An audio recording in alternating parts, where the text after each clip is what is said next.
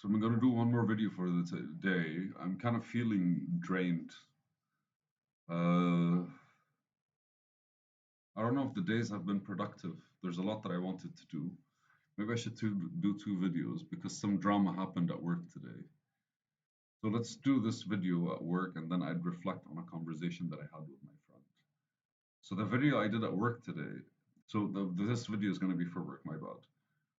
But remember, my work is the consulting, and then there's my startup. And I'm trying my best to kind of like be consistent in how I start because the title of the video is going to be the title of the videos that I post. But I split it into like there's the situation or context. There's the context and then there's the situation. And the context is basically one of the things that I actually like do in my days. And there's my work context, there's my self context, there's the philosophy of life context, there's like words that I actually try to re-explain, and I'm trying to see if I can kind of develop a way. There's the environment around me from a context perspective. There's direct consulting, direct branding, direct marketing, direct code. Like I haven't started talking about my startup, but I've mentioned a couple of videos of how I think of society, and that could be a context as well. So I'm trying to kind of like split it in a certain way where it's like context and then the subject of it, and then after that I actually go where's the intention behind it, and then the action I'm taking and the goals at the end of the day, or the goals and then the action. But so this is about my work, which is the consulting part of my life that gives me money, and I haven't even started like with the people properly. But like Monday there was a meeting. And then Tuesday, the guy went and started doing his job. That was 2 days ago, basically. Tuesday was yesterday, and today is Wednesday, and I'm supposed to meet the manager of these guys, of the one of the three guys. There's the accountant, there's the manager, and there's the factory overhead operations officer. In my eyes, they're all equal because all three of them need a lot of like it's like getting three different cars into the garage, and all three of them need like a proper makeover, a proper like refixing. And it's not my judgment from a business perspective. It's what they told me about how they view their work. Like if I asked them, I was like, if you were to grade yourself on a scale of 1 to 10 when it comes to your job, not one of them gave me above a 6. Everyone was like, no, I know these things I can do better, but I can't seem to get out of my head. I know these things I can do differently, but I can't seem to kind of like engage with them. And like, but everyone has their own way of approaching it and then tentatively leaving it. And then suddenly, kind of like something came up, and it's been 2 months and all that kind of drama. But today, I received a phone call from my benefactor, from the owner of from my stakeholder, from the owner of the actual factory. And he goes like, "What happened between you guys?" And I go like, "So on Monday we started meeting, and I knew what he was talking about. I just did not want to start with the drama." I was like, "Oh, so on Monday we met and we discussed the things that we basically do because I want to. I can't make a plan for them. I kind of have to extract their own plan and kind of find a way to organize it with them in order for them to kind of like they have to create it themselves. Anything I create, there's a high chance they can't follow. They won't follow. They even if they do, it won't work because they're the ones on ground, man. I'm just coming from the outside, so whatever they come up with is what we're supposed to push, and ultimately the goal is to kind of like elevate what they're looking at and they create targets where they can actually come back and forth and stabilize some form of like step by step process for them to reach it. It makes sense. It's only fair, and you need an external source to kind of like shake things around, and always in a positive way. And I imagined there would be friction, right? But like I didn't imagine drama after this third meeting, second meeting. So the guy dodged me all day and he kept saying busy. And my response to him was like, am I not supposed to be part of your current work? Was I not hired for this purpose?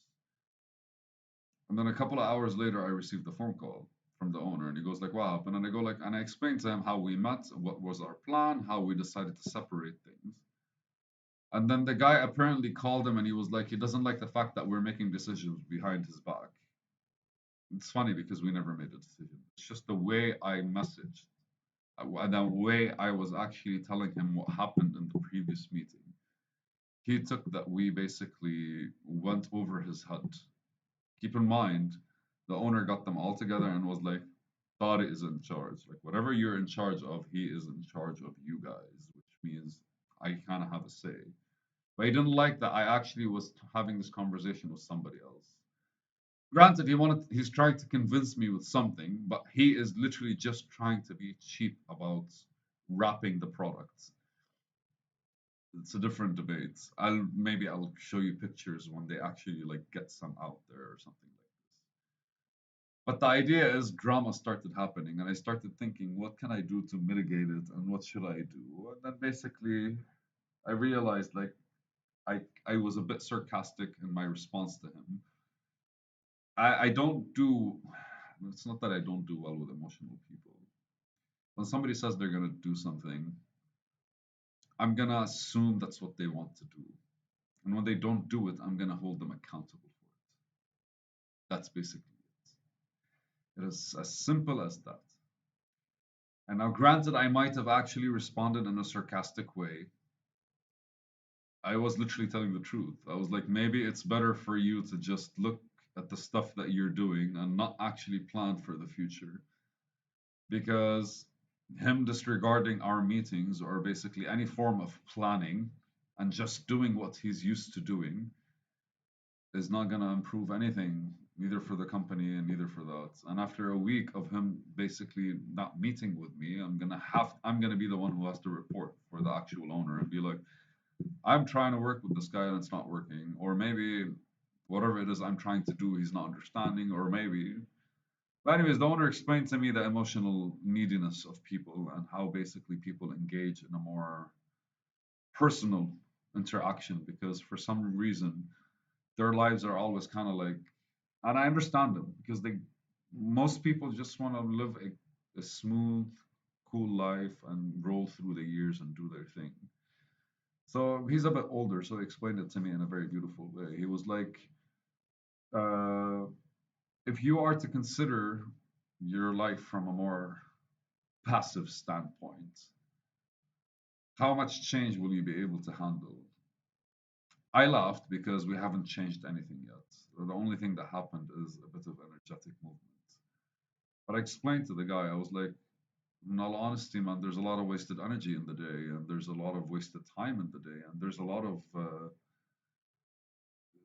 procrastination. Like I know how I used to believe that I was working, but the reality is just like time warped. Like a 5 minute task would take me 2 hours, and I'd be exhausted. But I had nobody on top of my head to kind of like talk to me about it or just kind of be taking back and forth. Like I would have welcomed the opportunity.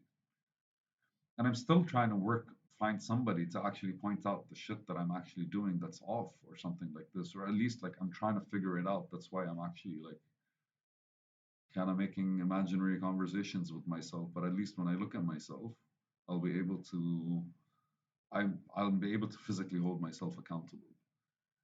So a bit of drama. I messaged him afterwards and I was like, listen, man, okay, let's say that you're busy. Pick a time and let us go and meet. Because if you're not gonna basically meet with me, that means whatever we're projecting to the future is not really gonna happen. And I'm gonna have to set up my reports. Uh, I have one guy that's actually being pretty cool. The other guy is not really that much. And the third guy is getting married, so he's gone for like 17 days. So there's a lot of what's going on kind of happening among all of them. But instead of taking this opportunity for us to kind of like, well, I kept repeating it, right? I was like, it's a good opportunity for us because each person can isolate right now so that when all of us come together, each one of us is basically a bit more on top of his own shit. And then we could actually like plan and go into the future in a much better way. But tomorrow I'm meeting at 10, so I'm hoping I have a positive video to actually like put up and just maybe discuss how the meeting went and me and myself try to understand how I could have handled it and the differences that we could have, how I would not be stepping on toes, or at the very least, just how to kind of let him get over this kind of dramatic emotional interaction.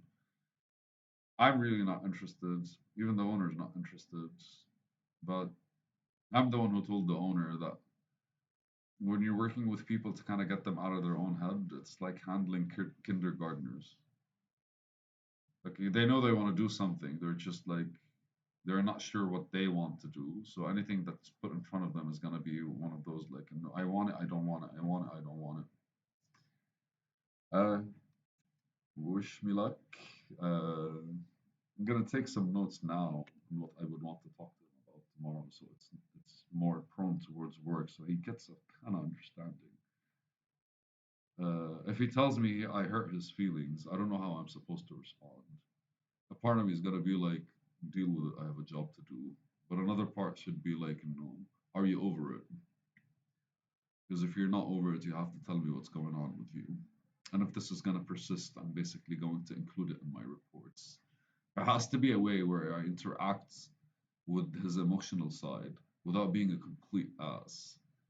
And with also showing some form of like, no, why didn't you talk to me? Kind of like, why did you have to go and waste the older guy's time? And he'd have to call me. So you wasted an hour of his time, he wasted an hour of mine, and now 2 hours we could have been working because you were supposed to be busy. I spent like having a discussion randomly and just stupid. So I think that should be my approach. Why didn't you talk to me? Why did you avoid the meeting all day? Even though he promised me today we'll meet. But anyways, thank you for listening to me. Again, any advice when it comes to this kind of stuff, please let me know. Like, there's good work to be done. And who would say no to like experienced people just kind of like engaging with you? Huh, later, guys. Thank you.